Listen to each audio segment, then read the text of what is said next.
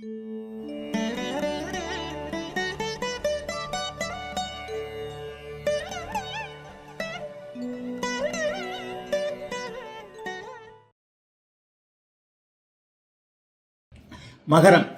மகரம் சிகரத்தில் ஏறப்போகிறதுன்னு சுருக்கமாக சொல்லிடலாம். இந்த வருஷம் மார்ச் மாதம் 29 உங்களை பிடிச்சிருக்கிற 7.5 சனி கம்ப்ளீட்டாக விலகுது. கிட்டத்தட்ட ஒரு 7.5 வருஷம் படாத பாடு பட்டுட்டீங்க அப்படிங்கிறது தான் உண்மை. அதுலேயே முதல் பகுதியில் அவ்வளோவா உங்களுக்கு தெரியல. 2020ஆம் ஆண்டிலிருந்து ஒரு 5 ஆண்டு காலம் கடுமையான பிரச்சனைகளை அத்தனை மகர ராசிக்காரர்கள் அனுபவிச்சிங்க.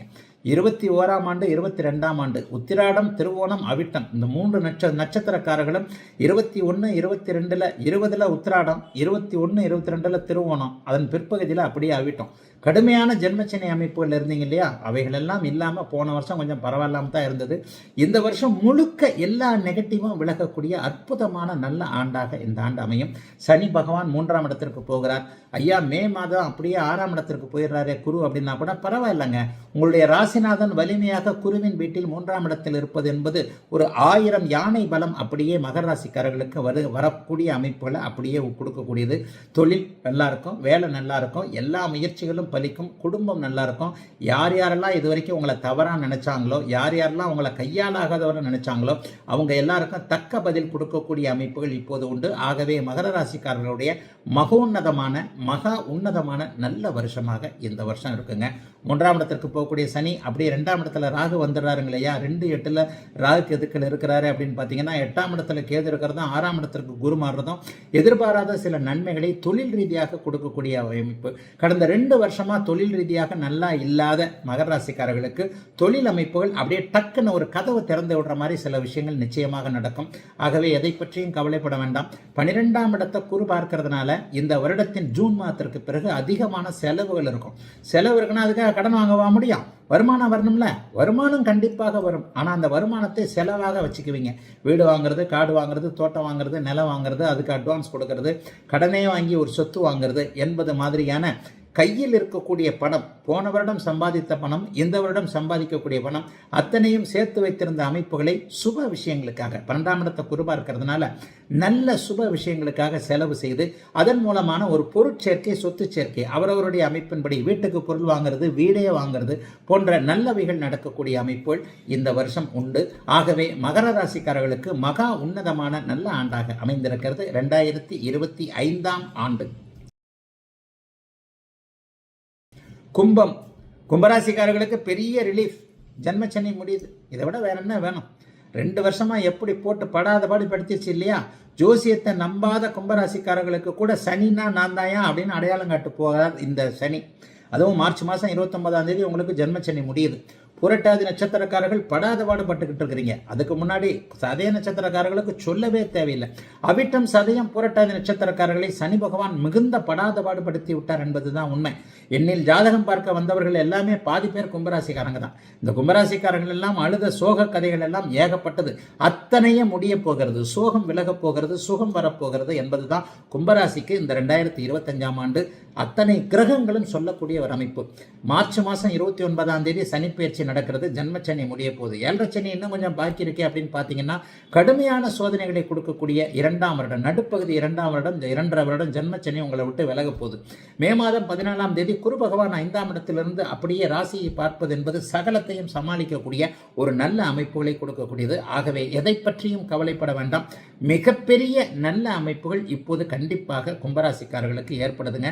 ராகு கேது பயிற்சிகள் கூட அப்படி ஒன்றும் பெரிய கஷ்ட நஷ்டத்தை கண்டிப்பாக கொடுத்துறாது. ராசியிலேயே ராகு வந்தாலும் 7ஆம் இடத்துல தான் கேது இருக்கிறாரு.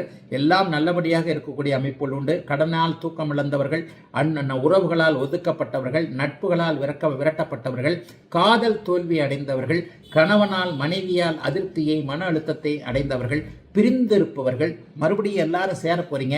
இதுவரைக்கும் புரியாத உண்மைகள் புரிய போகிறது. விட்டு கொடுத்து போவதே வாழ்க்கை என்பது புரிய போகிறது. மன அழுத்தம் விலக போகிறது. தூக்கமில்லாத இரவுகள், புரட்டாதி நட்சத்திரம், சதய நட்சத்திரத்தில் பிறந்தவங்க எல்லாருக்குமே தூக்கமில்லாத இரவுகள் எல்லாம் அப்படியே விடியாத இரவு நல்லபடியாக விடிய போகுது அப்படிங்கிறதா 2025 நல்லபடியாக சொல்லக்கூடிய ஒரு அமைப்பு. அதுலேயும் 30-40 வயதுகளில் இருக்கக்கூடிய கும்பராசிக்காரர்கள் பட்ட சோதனைகள் கடுமையான சோதனைகள். ஒரு ஜோதிடனாக என்கிட்ட ஜாதகம் பார்க்க வந்ததில் கிட்டத்தட்ட பாதி பேர் கும்பராசிக்காரங்க. அத்தனை பெரிய அளவிற்கு மன அழுத்தத்தை சம்பாதித்து கொண்டிருந்த, மன அழுத்தத்தால் மூழ்கி போயிருந்த எல்லா கும்பராசிக்காரர்களுக்கும் நிம்மதிகள் வரக்கூடிய, வரவுகள் கிடைக்கக்கூடிய, கடன் விலகக்கூடிய, ஆரோக்கியம் கிடைக்கக்கூடிய, குடும்ப வாழ்வில் இதுவரைக்கும் இருந்து வந்த கஷ்ட நஷ்டங்கள் விலகக்கூடிய, எல்லாம் அப்படியே மாறக்கூடிய ஒரு நல்ல ஆண்டாக அமைஞ்சிருக்குங்க 2025ஆம் ஆண்டு கும்பத்திற்கு யோகா ஆண்டு. நிறைவாக மீனராசிக்காரர்களுக்கு ஜென்மச்சனி ஆரம்பிக்க போகுது. ஒரு 6 மாதமாகவே மாத பலன்கள் எல்லாத்துலேயுமே மீனராசிக்காரர்கள் இப்படித்தான் சொல்லிக்கிட்டு இருந்தேன். இப்போ தோ வருது புலி வருது கதையாக 2025ஆம் ஆண்டில் இதை சொல்கிறேன். இன்னும் ஒரு 3 மாதத்தில் ஜென்மச்சனி ஆரம்பிக்க போகுது. மார்ச் மாதம் 29ஆம் தேதியிலிருந்து ஜென்மச்சனி ஆரம்பிக்க, ராசி எந்த விதத்திலும் புனிதத்தை அடையாமல் குரு பகவான் 4ஆம் இடத்திலிருந்து 10ஆம் இடத்தை தான் பார்க்கிறார். 10, 12, 8 போன்ற அமைப்புகளை பார்ப்பார். மே மாதத்திற்கு பிறகு அவரும் ராசிக்கு சாதகமான ஒரு இடத்துல இல்லை. இங்கே இப்போது ராசியில் இருக்கக்கூடிய அந்த ராகு 12ஆம் இடத்திற்கு மாறுவதும், கேது 6ஆம் இடத்திற்கு மாறுவதும் ஒரு பெரிய பாதுகாப்பு. 6ஆம் இடத்துல கடன், நோய், எதிர்ப்பு, வம்பு, வழக்கு, அசிங்கம், கேவலம் போன்றவைகள் நடக்க விடாமல் தடுப்பதற்கு கேது பார்த்துக்கிறார். ஆனால் ஜென்மச்சனி ஆரம்பிக்க போது, அதனால நிதானமும் பொறுமையும் கவனமும் 30-40 வயதுகளில் இருக்கக்கூடிய அத்தனை மீனராசிக்காரர்களுக்கும் வரக்கூடிய அமைப்புகள் இப்போது உண்டு. 50 வயசுக்காரர் ஆனவங்களுக்கு இந்த பலன் பொருந்தவே பொருந்தாது. 2 பிரிவாக தான் சொல்லுவேன். ஜென்மச்சனி பொங்கு சனியாக வேலை செய்யக்கூடிய 50 வயது தாண்டியவர்களுக்கு, 20 வயதுகளில் 7.5 சனியை கடுமையாக அனுபவித்தவர்களுக்கு, விவரம் தெரிய 7.5 சனியுடைய அவஸ்தைகளை புரிந்தவர்களுக்கு இதுக்கு அப்படி நடக்காது. 50 வயசு தாண்டியவர்களுக்கு வீடு வாங்குறது, நகை வாங்குறது, காடு வாங்குறது, தோட்டம் வாங்குறது, கையில் இருக்கிற பணம் செலவாகிறது, குடும்பத்தில் மங்கள் நிகழ்வு, ஆணுக்கோ பெண்ணுக்கோ கல்யாணம் பண்ணி வைக்கிறது, பெண் குழந்தைகளுக்கு வளகாப்பு போன்ற அமைப்புகள், கொஞ்சம் நிம்மதியாக பெரிய குடும்ப தலைவராக, குடும்ப தலைவியாக இருக்கக்கூடிய தன்மைகள் கண்டிப்பாக 50 வயது தாண்டிய மீனராசிக்காரர்களுக்கு இருக்கும். ஆனால் சின்னவர்களுக்கு வேலை போகும், தொழில் போகும், காசு போகும், நிம்மதி போகும், தூக்கம் போகும். காதல்னா என்னன்னு தெரியும், காதலிக்கவே கூடாது, ஆம்பளையை கண்டாலே எரிச்சல் வரும், பொம்பளையை கண்டாலே எரிச்சல் வரும், கெட்ட பழக்க வழக்கங்கள் வரும். இதுதான் ரொம்ப பெரிய முக்கியமான ஒரு விஷயம்.